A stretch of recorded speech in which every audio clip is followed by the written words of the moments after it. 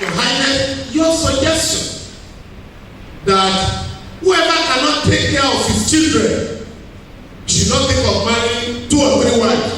Very commendable. When you say we should have child money, as you are being told now,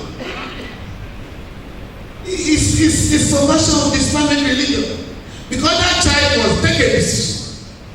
And if a child is 10 or 12, how can he take a decision with respect to marriage? So we are supporting that. Even the suggestion that we should convert our mosques, and I want to add, and churches to schools, so that we can put every child in school. I think it's also commendable. To support you, sir, to support you, the Child Right Act, Section 2, and the UB law, which most of the states have now adopted, Section 15, provide that every Nigerian child shall be educated from primary to junior secondary school at the expense of the state. Please, sir, after this program, we can decide today. All the children of the street in Kano who will help, sir.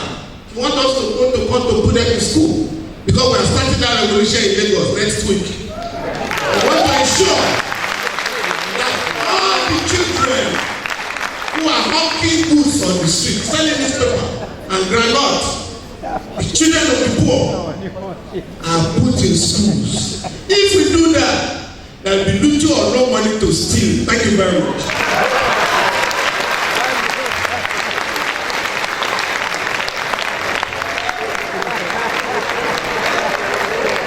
Of my 50 million naira due from the federal government.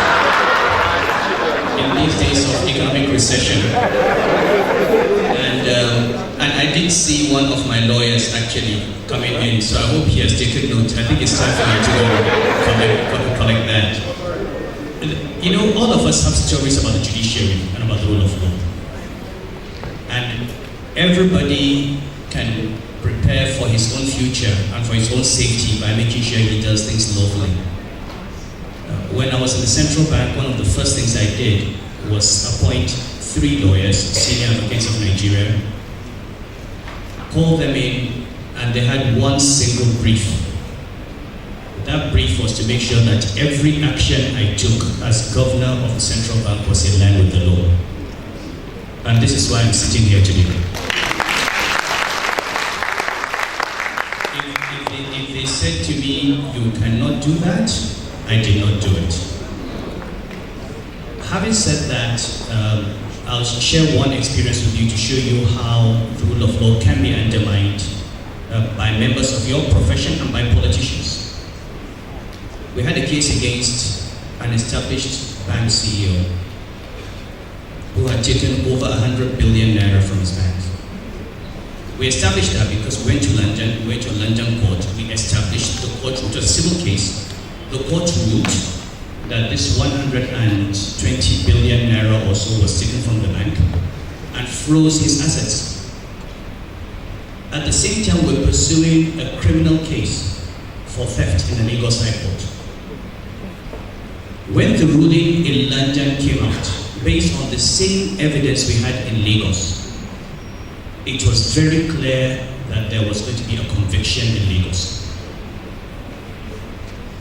The judge gave 2 weeks for closing statements and ruling. I've never seen Nigeria work so fast. Within those 2 weeks, a recommendation had been made. The National Judicial Council had sat. The President had signed the promotion of that judge to the Federal Court of Appeal. And I was told, in economics we don't do Latin apart from the ceteris paribus. I was told that the judge had become something called function nuncio or whatever. That he could not hear the closing statements. He could not pronounce a sentence, and we had to start the case afresh.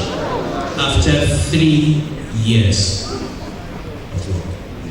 This is an example of how you can have the rule of law, but at the end of the day, When people tell us that, you don't need strong, you need strong, I think Obama said something like that, some stupid statement, Africa does not need strong men, it needs strong institutions. No matter how strong an institution is, a weak man destroys it. No matter how good your laws are, human beings implement it. And I think at the end of the day, we have to ask ourselves, really is our problem that we don't have the laws? Or that as human beings and as Nigerians, we are not rising up to the task. We're not up to task in terms of knowing that this is for us and we must defend it. Whether we're judges or politicians or civil servants or the general public. And I think this is what we've heard from all the comments. If there's one thing we must take away from here is that lawyers and those of us who are not lawyers, it is that ultimately the kind of society we have produced is not necessarily because we don't have the laws, but because of the kind of human beings that we have allowed ourselves to be turned into. So